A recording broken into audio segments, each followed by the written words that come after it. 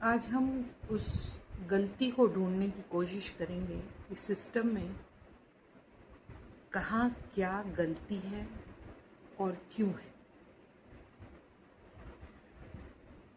हम इंडियंस की मानसिकता पे भी हम थोड़ा विचार करेंगे कि किस टाइप की सोच रखते हैं। ठीक है, जब तक हम मिडिल क्लास में रहते हैं हमें सिस्टम में सारी गलतियां दिखती हैं। यहाँ ये चीज़ नहीं हो रहा, यहाँ ये चीज़ नहीं हो रही। और जैसी एक मिडिल क्लास को थोड़ा सा अपर क्लास में डाल दिया जाता है, पैसों से उसका मुंह बंद कर दिया जाता है, तब वो उसको वही जो आज तक सिस्टम में जो गलतियां निकाल रहा था वो गलतियां अब उसको नहीं दिखती। इनफैक्ट वो भी उस गलती करने वालों के गैंग में शामिल हो जाता है। तो इस चीज़ को हम आज अच्छे से समझने की कोशिश करते हैं कि जो आज की डेट में नहीं, बहुत पहले से ये चला आ रहा है कि लोगों को सरकारी नौकरी चाहिए। क्यों चाहिए सरकारी नौकरी? सरकारी नौकरी इसलिए चाहिए कि उनको पता है कि वो कितना भी काम चोरी कर लें, उन्हें निकालने वाला कोई नहीं होगा। दूसरा, यदि सरकारी नौकरी में वो बहुत अच्छे पद पे हैं तो वो भ्रष्टाचार करेंगे, मीन्स ऊपर की कमाई अलग से उनको होगी। दूसरा फायदा। तीसरा फायदा कि मान लो काम करते करते कुछ हो गया तो उनके घर से किसी को नौकरी मिल जाएगी। चौथा फायदा कि आपको रिटायरमेंट के बाद benefit, medical allowances, travel allowances और पता नहीं दुनिया भर के घर आपको अलाउंसेस मिलते हैं। पीएफ वगैरह भी तगड़ा, पेंशन, सब कुछ। इसके अलावा बहुत सारे और सुविधाएं मिलती हैं। इसीलिए लोग मरे जाते हैं सरकारी नौकरियों के लिए। कई लोग तो ज़िंदगी भर यही मैनिफेस्ट करते रहते हैं कि हमारी नौकरी कहीं सरकारी जगह पे लग जाए। मुझे याद है जब मैं एक प्राइवेट स्कूल में काम करती थी तो वहाँ पे मैंने देखा कि वहाँ कई टीचरें केंद्रीय विद्यालय का एग्ज़ाम दे रही हैं। क्यों? क्योंकि ऑफकोर्स प्राइवेट में आपको कब निकाल दिया जाएगा, क्या बोल के निकाल दिया जाएगा, लेकिन सरकारी में उनको इस चीज़ का ये है कि गारंटी है कि मेरी नौकरी नहीं जाएगी। मैं कितना ही काम चोरी वहाँ कर लूँ, यहाँ तो मुझे काम करना पड़ेगा। तो इस मानसिकता से हम भारतीय रहते हैं। बचपन से हमको ऐसा ट्रेन कर दिया गया है, काम चोरी करना, नो सिविक सेंस, नो देशभक्ति। देशभक्ति के नाम पे हम क्या करते हैं, 26 जनवरी और 15 अगस्त में हमारी देशभक्ति भर भर के झलकती है, बाकी दिन सोई रहती है।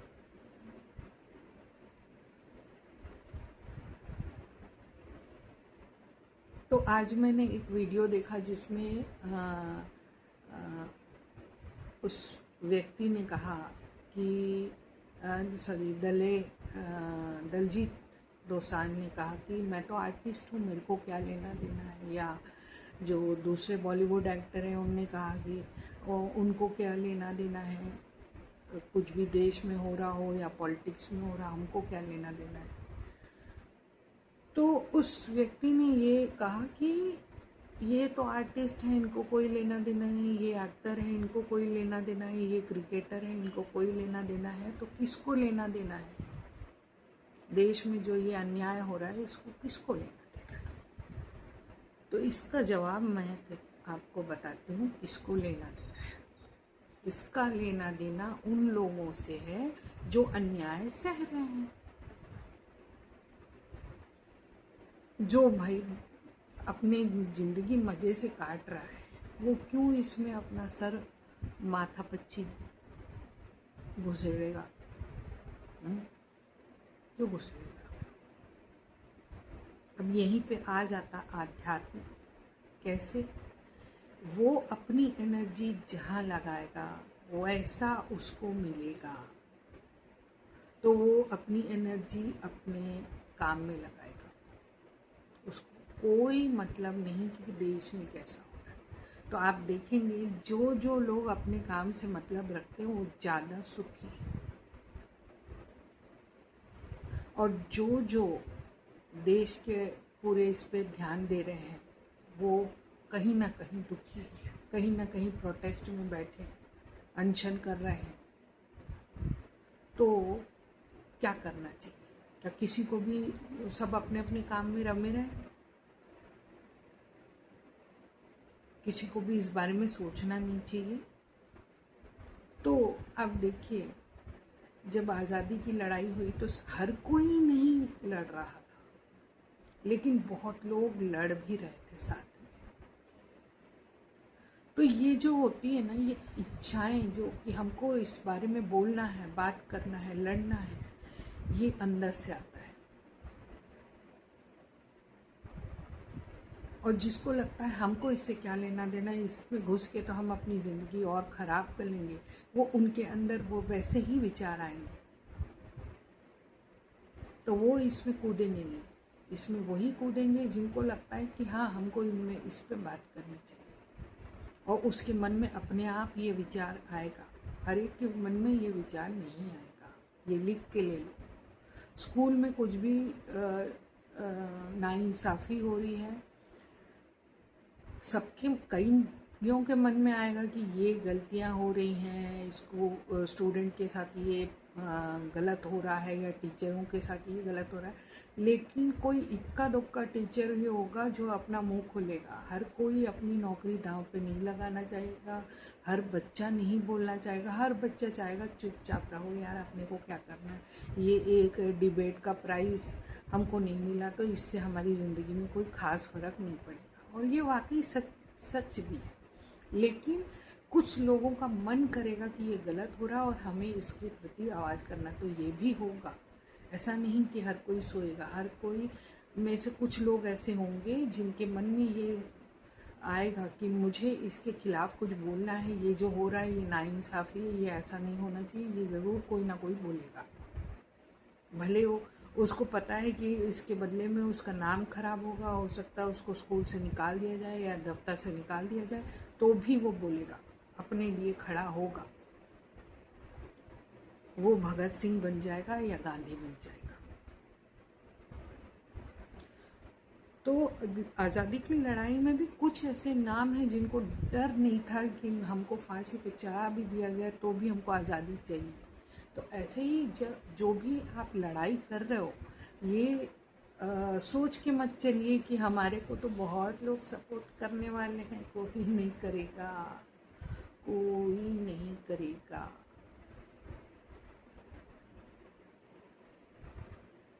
यही है कि आप अकेले चलिए, कारवां बनता जाएगा, लोग जुड़ते जाएंगे और कारवां बनता जाएगा। अपने ऊपर विश्वास रख के अकेले चलते जाइए।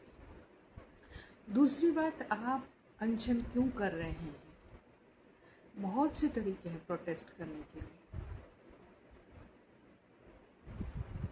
लोगों को जब इतने निर्दयी हो गए जिनको कुछ दिखाई नहीं दे रहा कि कोई व्यक्ति मर रहा है, तो ऐसी जगह पे अपने आप को मारना सही बात नहीं है, उचित नहीं। ये कलयुग है, सतयुग नहीं है, जहाँ आपको न्याय मिलेगी। यहाँ न्याय अन्याय करके ही मिलती है।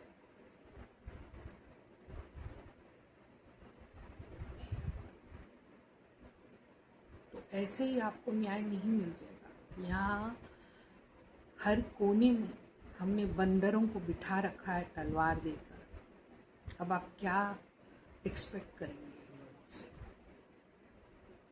क्या एक्सपेक्ट करेंगे? जैसे कुछ बड़ा सा प्रोजेक्ट आता है, सबसे पहले ऊपर बैठे वाले सोचते हैं, सड़कें बनाना है, ब्रिज बनाना है, फ्लाईओवर बनाना है। बस यही वो समय है जब मैं अपनी पूरी पीढ़ियों के लिए पैसा इकट्ठा करूँगा। और ऐसे में कुछ लोग इन पे आपत्ति व्यक्त करेंगे, तो कैसे इनका घर चलेगा भाई? मतलब हर वक्त अपने बारे में सोचना, अपना न्याय अन्याय, अपनी बेरोजगारी, ये बेचारे अपने 7 पुश्तों के लिए पैसा इकट्ठा कर रहे हैं, वो भी देखा नहीं जा रहा है इन लोगों से। बहुत तकलीफ होती है मुझे।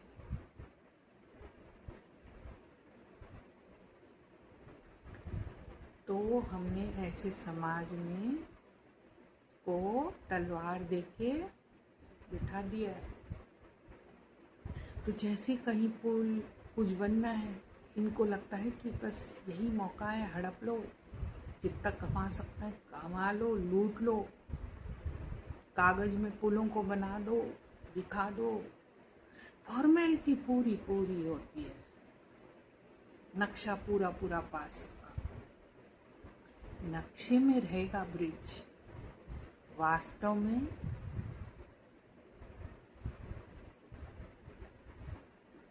ये हमारे शहर में स्काई वॉक बनाया गया।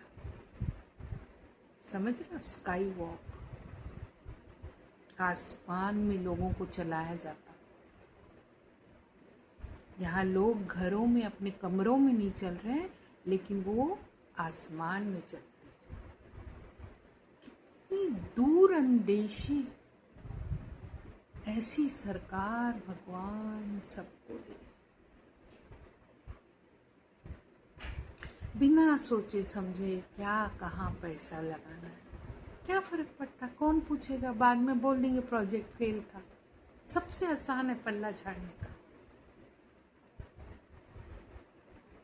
वो स्काई वॉक आधा आधा रास्ता बन के खड़ा हुआ है, बीच में कनेक्टेड नहीं है। बीच का कनेक्शन करने से पहले काम रोक दिया गया, ये कह के कि ये बेकार है। अब आप सोचिए, उस स्काई वॉक को बनाते समय वहाँ जब भी ट्रैफिक जाता, कितना जाम लगता था, क्योंकि कंस्ट्रक्शन चल रहा है। और स्काई वॉक जो होता है, ऐसे मेट्रो और ट्रेन का तो ठीक है, काफ़ी वाइड एरिया में वो बनता है, तो काम करने के लिए काफ़ी जगह मिली।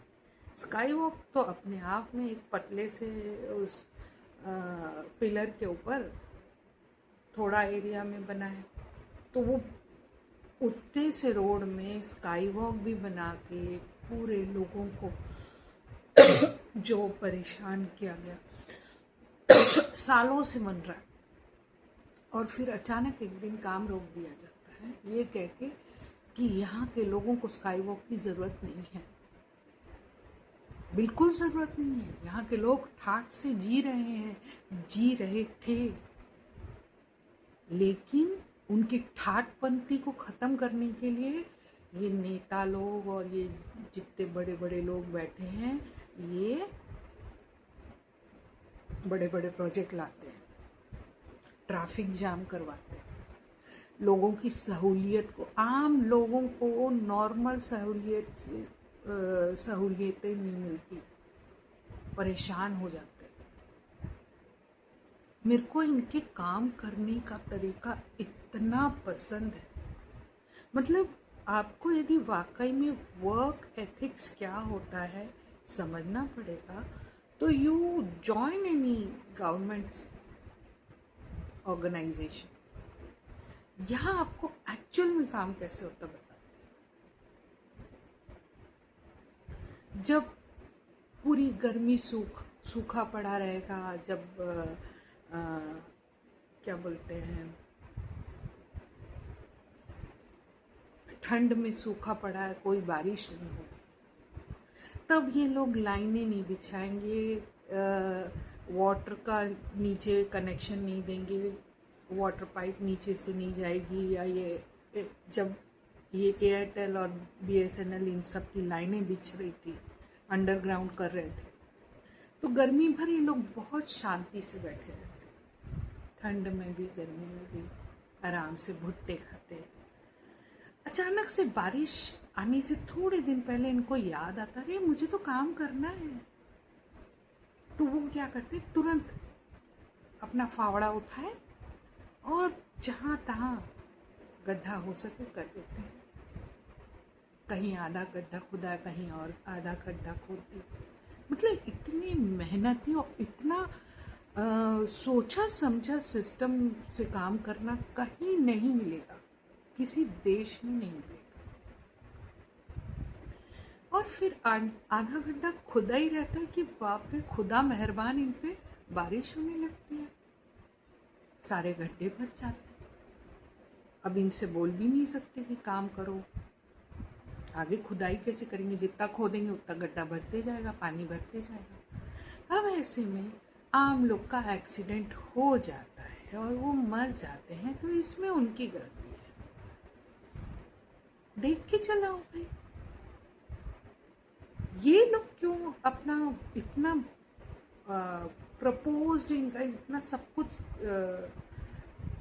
अच्छे से डिज़ाइन किया हुआ सिस्टम को ये लोग क्यों आपकी वजह से चेंज करेंगे? बताइए, बताइए। बहुत अच्छा लगता था मुझे। बिजली के तारों का कनेक्शन नीचे से देना है तो वो कब देंगे? जून जुलाई के महीने में जब बारिश चालू होती है तब गड्ढा कर दो, कनेक्शन दो, नीचे से वायरें जा रही हैं, पानी भी गिर रहा है। मतलब बेहतरीन काम, बेहतरीन। स्कूल के बच्चे वही कीचड़ में जा रहे हैं साइकिल चला के, हो सकता है वो कभी गड्ढे में भी गिर जाए, कोई फर्क नहीं पड़ता उससे। मतलब मेरे को इनका काम ना देख के लगता है कि इनसे हमको सीखना पड़ेगा कि काम कैसे होना चाहिए। सरकारी दफ्तरों में चले जाओ प्रॉपर्टी टैक्स बटाने, ठीक है? तो उस दिन तुम क्या करो, अपने दफ्तर में तिलांजलि दे दो कामों को, अपने काम से छुट्टी ले लो, क्योंकि दिन भर लग जाएगा इन लोगों के सिस्टम में रमने में, दिन भर लग जाएगा। चाहे वो कितना ही कंप्यूटराइज्ड हो जाए, कुछ हो जाए, वो आपका डाटा ही ढूंढते रहेंगे। उसके बाद उनका हार्ड डिस्क फेल हो जाएगा, नेटवर्क बैठ जाएगा। इतना बढ़िया सिस्टम।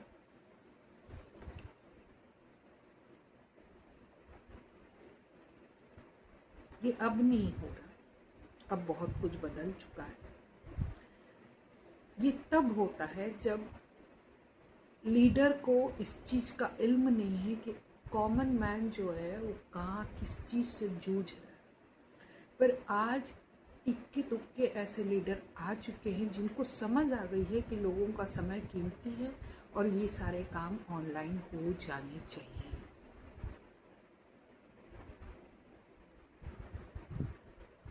लोग इसके लिए लाइनों में नहीं लगेंगे, लोग इसके लिए अपने काम से छुट्टी लेकर नहीं आएंगे।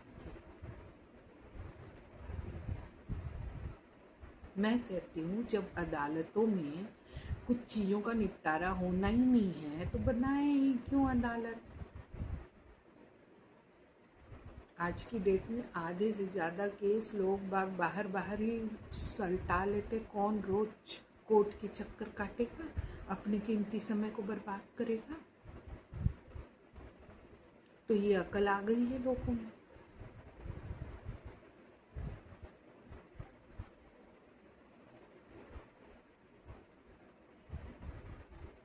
तो हमको देखना पड़ेगा कि काम क्या क्या कैसे कैसे हो रहा है। पर हाँ, इन लोगों से सीखना कम मत करना भाई।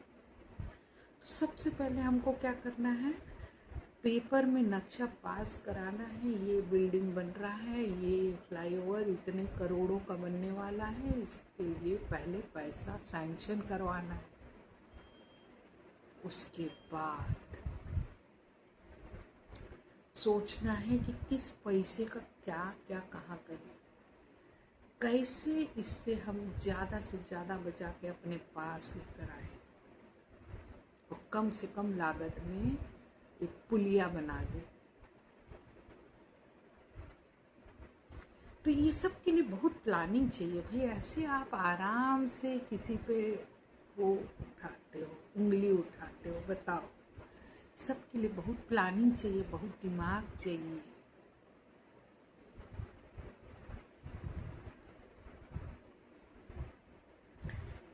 यदि आप दोष दे रहे हो कि एग्ज़ाम क्यों हो रहे हैं, नीट एग्ज़ाम क्यों हो रहे हैं, या कॉलेजों में इतने पैसे दे क्यों ले रहे हैं, तो इसमें कॉलेज की गलती नहीं है, एग्ज़ाम लेने वालों की गलती नहीं है, उन लोगों की गलती है जो एग्ज़ाम दे रहे हैं। एक साल मत दे के देखो, समझ में आ जाएगा कि आपकी अहमियत क्या है।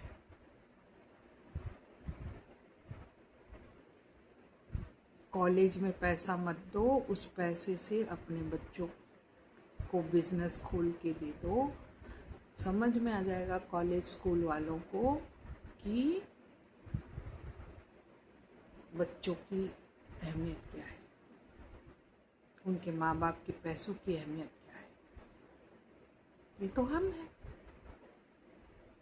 ये बड़े बड़े अस्पताल ऐसे ही खड़े हुए हैं क्या? ये हमने पैसे दे के इनको खड़ा किया है।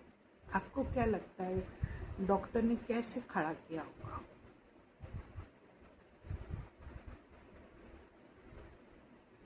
आपकी जेबें जरा टटोल के देखिए, बची हैं कि नहीं है।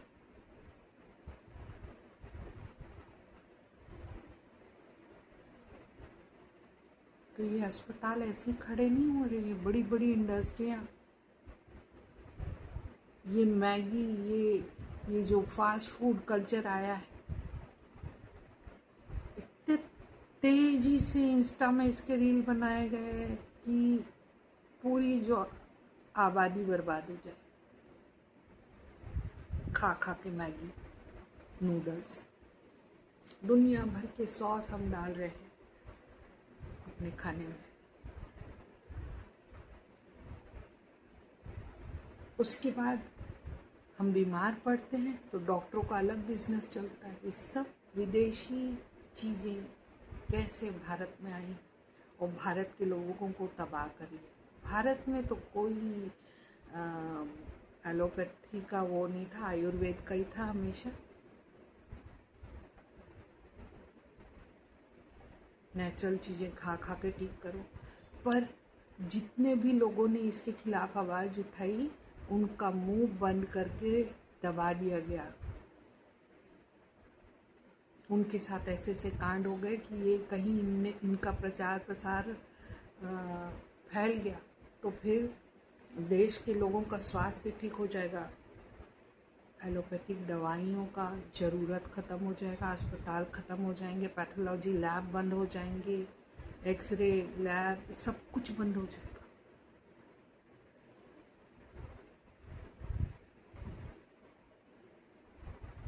जिम कल्चर को ले आया गया। जिम चलाओ, इनको प्रोटीन शेक पिलाओ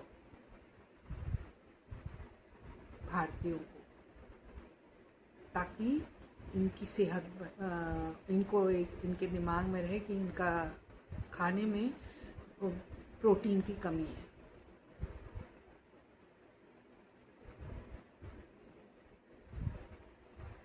तो हम सब जगह गलतियां ढूंढ रहे हैं, क्या क्या गलतियां, संभावित गलतियां हो सकती हैं। तो अब जब ऐसे अफवाहें फैलने लगी, लोगों को समझ में आने लगा हाँ वाकई हमारे में ताकत नहीं है। अब बताओ, एक एथलीट है, उसको आप देखे होंगे कि उसको वो अलग टाइप का न्यूट्रिशन लेता है, क्योंकि वो एक परफॉर्मर है। उसको परफॉर्म करना है, कहीं जाके किसी से तेज दौड़ना है, किसी से मुक्केबाजी करनी है, तो उसका डाइट उस हिसाब से बनाया जाता है। ठीक है। अब भारतीयों के पास मैं मानती हूँ बिल्कुल ताकत नहीं है, बिल्कुल निर्जीव हैं ये लोग, बिल्कुल किसी के लायक नहीं, कुछ काम करने के लायक नहीं, क्योंकि इनके खाने में पोषण नहीं है। अब भारतीयों के खाने में आते हैं। भारतीयों को किसी से कंपटीशन नहीं करना है। इनको ना किसी से दौड़ के आगे जाना है, ना कुछ करना है। ये हमारी परंपरा है ही नहीं।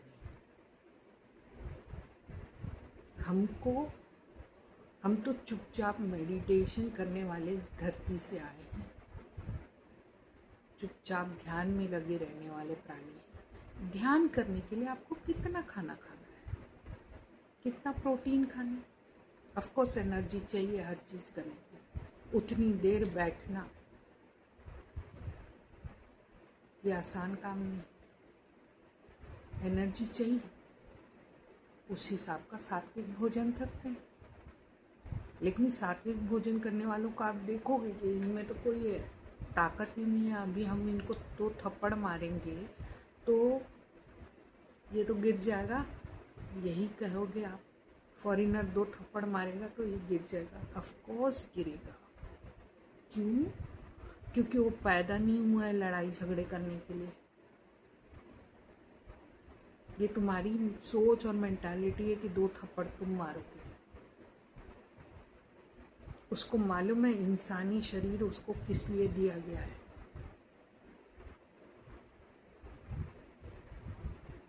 मारने पीटने के लिए नहीं दिया गया है।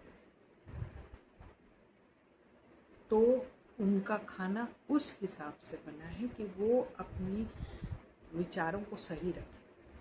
आप जिस तरीके का भोजन ग्रहण करोगे वैसे ही विचार होंगे।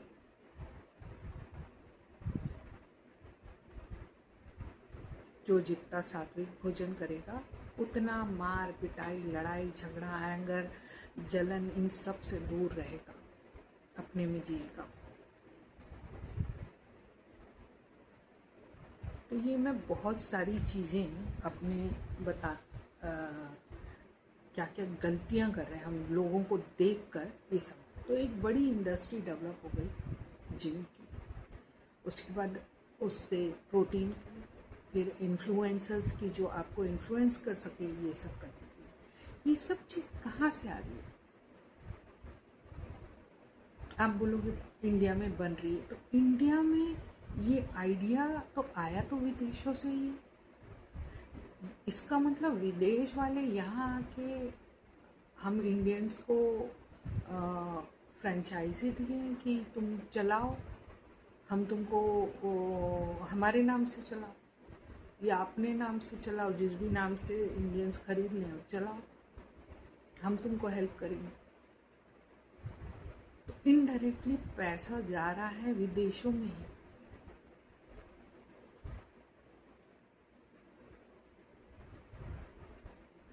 ये सब गलतियां हैं लोगों की। इग्नोरेंस बोल दो, यहाँ इग्नोरेंस कांट बी ब्लिस।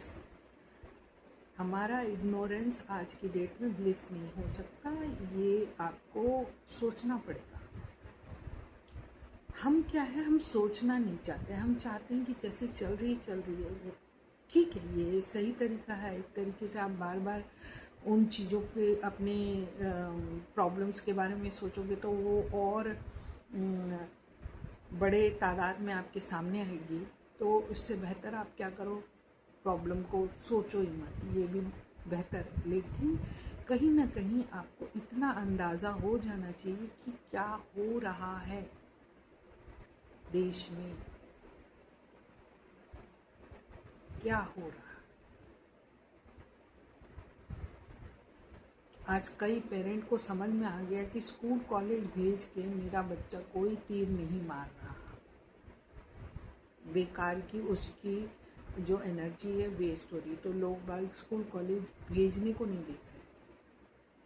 इसमें स्कूल कॉलेज का भी गलती है, बोर्ड की गलती है। बोर्ड ऐसा करिकुलम क्यों नहीं लेके आता जहाँ पे लोगों को अच्छा लगे, का पढ़ाई करने का मन करे, ऐसा करिकुलम क्यों नहीं लेकर आता?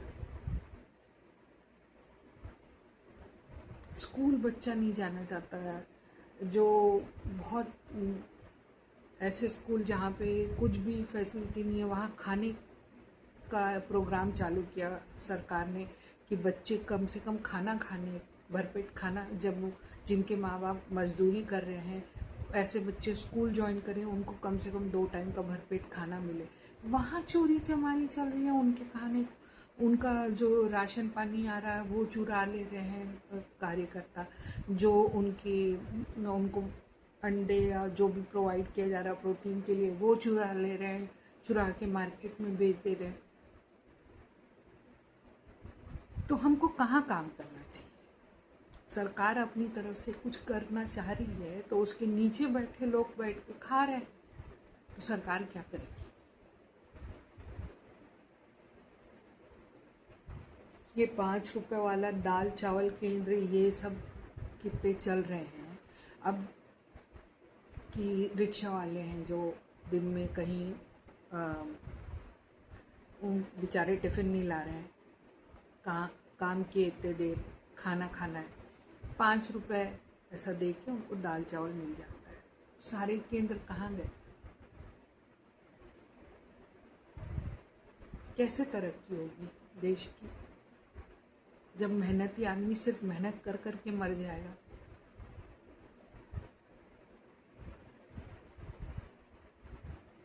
सोचना तो पड़ेगा भाई, और हम नहीं सोचेंगे तो कौन सोचेगा? ऐसा नहीं है सरकार काम नहीं की, सरकार ने आकर बहुत काम किया। आज जो इंडिया की सूरत है वो पहले नहीं थी।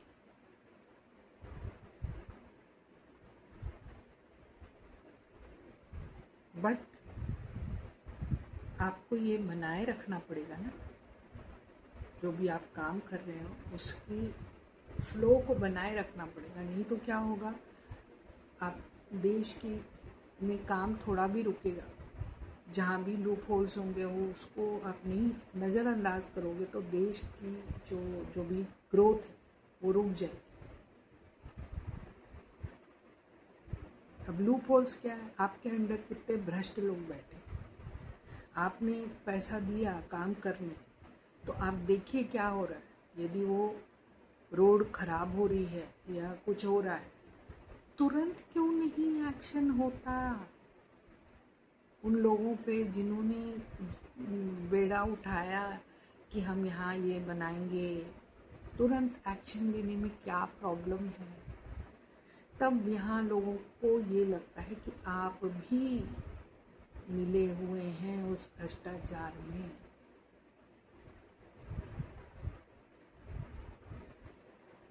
तो इस मामले में मैं बिल्कुल विजय तलापति को 100 में 100 नंबर दूंगी। जिस हिसाब से उन्होंने काम किया है तमिलनाडु में, 60 दिन में 60 काम करके दिखा दिया।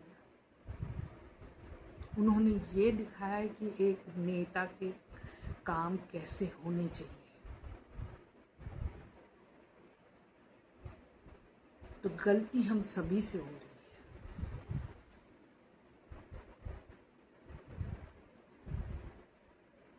अब चलो, कुछ लोगों को जैसे परेशानी हो रही है कि गवर्नमेंट दफ्तरों में चक्कर लगाने पड़ रहे हैं, कुछ काम के लिए हमको रिश्वत देना पड़ रहा है, तो वो जाके कंप्लेंट भी करते हैं ना, तो उनकी कंप्लेंट को कोई सीरियसली लेता तो है नहीं। फिर क्या मतलब हुआ? बंदा करे तो करे क्या? जब वो कंप्लेंट भी कर दे कि ये आदमी भ्रष्ट है, ये हमसे रिश्वत मांग रहा है, तो बोलेंगे जाओ सबूत लेके आओ, ये कर। चलो सबूत भी ले आए उसमें, उसके बाद भी कई लोग इतने पहुँचे हुए रहते हैं कि उनके खिलाफ आप कुछ भी नहीं कर सकते। तब आप क्या करेंगे? तो हर चीज़ में फैसला फटाफट करो ना भाई। ज़िंदगी को इन फालतू झंझट झमेलों में क्यों बांध के रखे हो? फटाफट चीज़ों को करो, सुलटाओ और बाकी टाइम ऐश करो। कितना पैसा चाहिए भाई आपको जमा करके रखने के लिए? कितना पैसा चाहिए?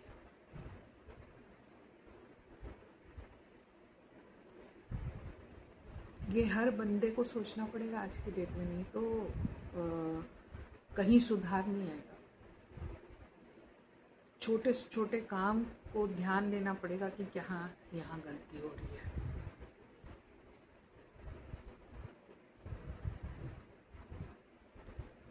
मैं वहाँ हमारी गली के नुक्कड़ में पार्षद का कार्यालय था। एक दिन मैं चली गई वहाँ, किसी काम से आधार कार्ड का कुछ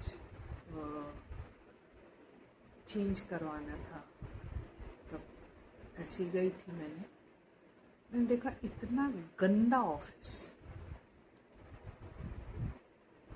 दरवाज़ा गंदा, फ्लोर गंदा, सीट गंदा। मैं बोली यदि कोई व्यक्ति यहाँ आके नहीं बैठता होगा तभी ये इतना गंदा होगा, नहीं तो यदि आप रोज वहाँ बैठते तो आप अपने ऑफिस में को साफ रखते कम से कम। और यही हाल पूरे सरकारी दफ्तरों का था, पर आज ये हाल नहीं है। आज हाल काफ़ी सुधरे हुए हैं। सरकारी दफ्तरों में जाके देखेंगे बिल्डिंग अच्छी है, अंदर का इंटीरियर भी बहुत कुछ मतलब आप टॉलरेबल है, आप बैठ सकते हो जाके, सफोकेट नहीं होगे। आप गंदे माहौल में काम करोगे तो किस टाइप का आउटपुट देंगे आप। आज क्यों, मैं तो बचपन से सोच के रखी थी कि मैं कभी कोई सरकारी दफ्तर में काम नहीं करूँगी, क्योंकि मुझे ऐसा लगता है कि वो इतने गंदे होते हैं कि सरकारी स्कूल में भी काम नहीं करूँगी। पढ़ के निकल ली वही बहुत है। वहाँ का माहौल, वहाँ के जो लोग होते हैं ना, उनमें कोई कंपटीशन नहीं, एकदम आलसी टाइप का जो मनहूसियत से भरा वो रहता वातावरण, वो देख के ऐसा लगेगा कि हम काम छोड़ दें। और मेरे को जो काम करना है तो वो तभी हो सकता है जब आसपास का माहौल सही हो।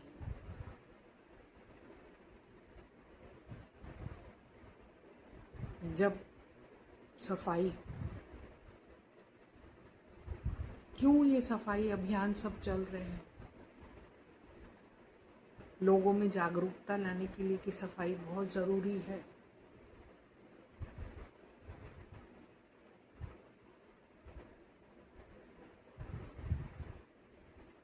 लेकिन अब वापस हमको चाहिए कि फिर से वही वर्क का फ्लो आए देश में, जैसे पहले अभी बीच में आया था, वैसे ही फ्लो आए।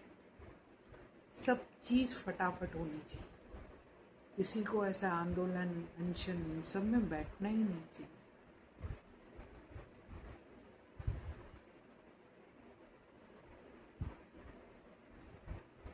जहाँ लोग दिमाग से खेल खेलते हैं वहाँ दिमाग से ही खेलें।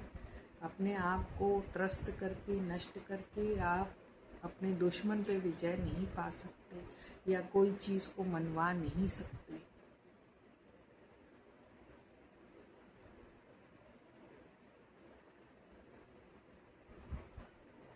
आप अपने लिए परेशानी का सबब बन जाओगे।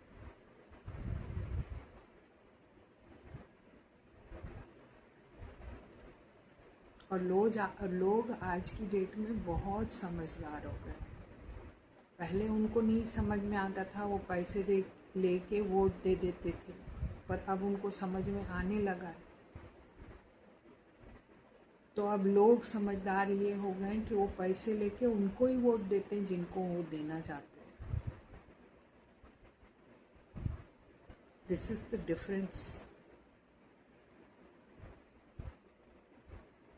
पहले लोगों को समझ नहीं आता था, कोई आके उनके साथ गरीब के घर में जाके थाली में खाना खा लेता था, लोग खुश हो जाते थे। दे वर इमोशनल फूल्स एक्चुअली, क्योंकि लोगों को समझ में आ गया, जो बड़े लोग हैं उनको समझ में आ गया कि इनके इमोशन से खेलो, ये आपको वोट दे देंगे। कभी आप दान पेटी में लूट हो गई, इसमें क्या नेताओं का दोष है? आपको लग रहा है नेता लोग की गलती? किसी की गलती उन लोगों की है जिन्होंने दान डाला। अरे अपने घर में एक गुल्लक बनाते भगवान जी के मंदिर के सामने, जब जब आपको दान करना है उसमें डालो, आखिरी में फोड़ के उसी से अपना कल्याण कर लो।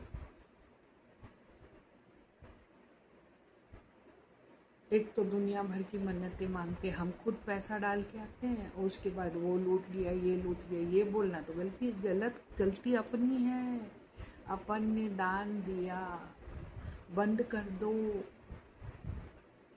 किसी भगवान को किसी पैसे की कोई ज़रूरत नहीं है, किसी भी पैसे की ज़रूरत नहीं। अपने अंदर बैठे भगवान को रोज पैसा चढ़ाओ,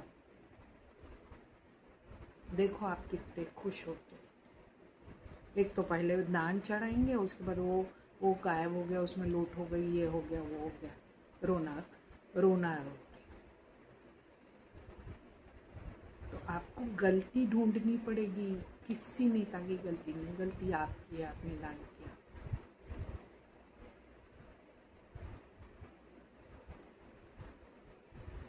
शुरू से इंडियंस को आदत पड़ गई है गरीबी में रहने की। यही सड़ा हुआ रोड मिलेगा, तुमको चलना है चलो, नहीं चलना मत चलो। अब बाकी हकीकत में रोड हम नक्शे में पास करवा लेंगे, और उसको बनाने में जितना पैसा लगेगा वो हम अपने बैंक में डाल लेंगे। कोई प्रॉब्लम है तुमको? नहीं है ना? चलते। तो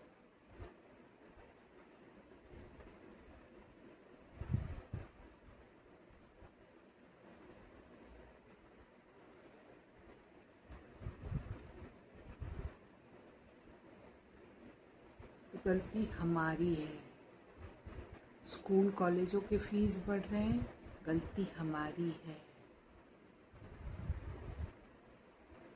पेट्रोल के दाम बढ़ रहे हैं, हमारी है। महंगाई बढ़ रही है, गलती। और आज के बाद एक भी नेता को कुछ बोले तो देखना बेचारे, कितना प्लान करना पड़ता है उनको, कितना दिमाग का गेम खेलना पड़ता है। तुमको क्या, बिना दिमाग के दान करके आ जाते हो और फिर बोलते हो कि लूट गए करते हैं। गलती तुम्हारी है।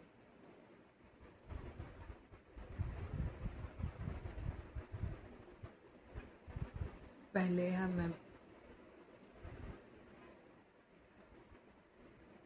मैं नौकरी नहीं मिली थी तब की बात बता।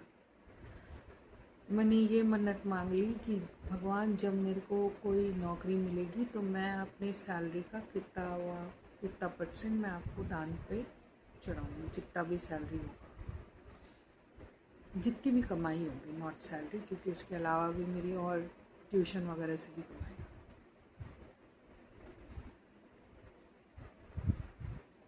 अचानक से एक दिन नौकरी छीन ली गई मेरे से, क्योंकि भगवान खुद नहीं चाहते थे कि मैं पैसा चढ़ाऊं।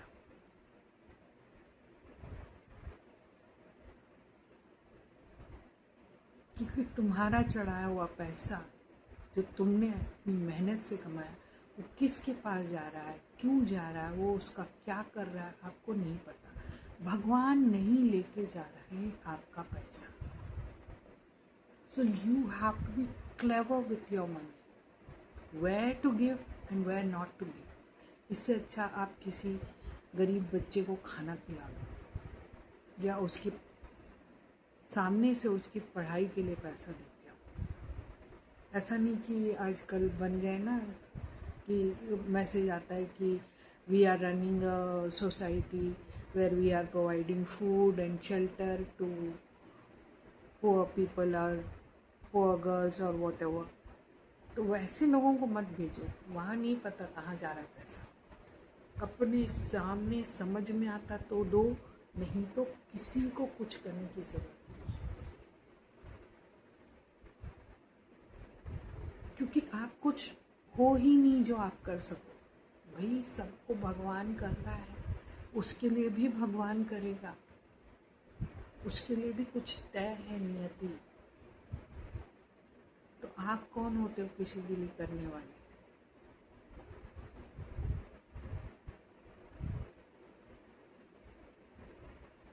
तो जो लोग ऐसे एकदम विक्टिम मेंटालिटी है, जिनकी एकदम अपनी लाइफ को मिजरेबल करके रखे हुए हैं, उनको समझना पड़ेगा कि कोई दूसरा आपके इस माइजरी का कारण नहीं है।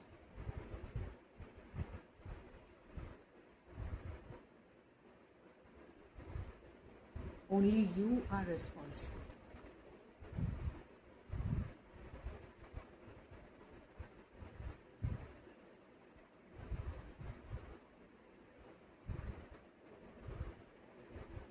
अब पछताए हो तो क्या, जब चिड़िया चुग गई खेत।